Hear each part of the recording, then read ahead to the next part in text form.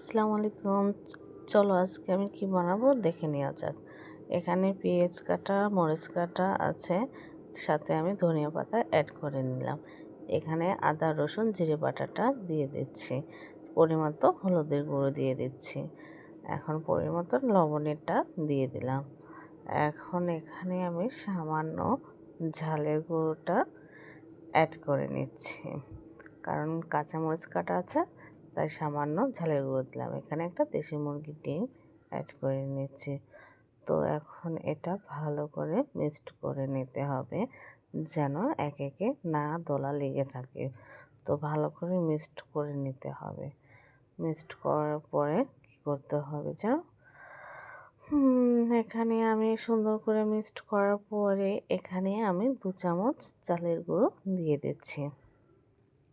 চালের গুঁড়োটা দেওয়ার পরে পরিমতো এখানে আমি পানি অ্যাড করে নেব। পানিটা যেন বেশি না হয় বুঝে দিতে হবে।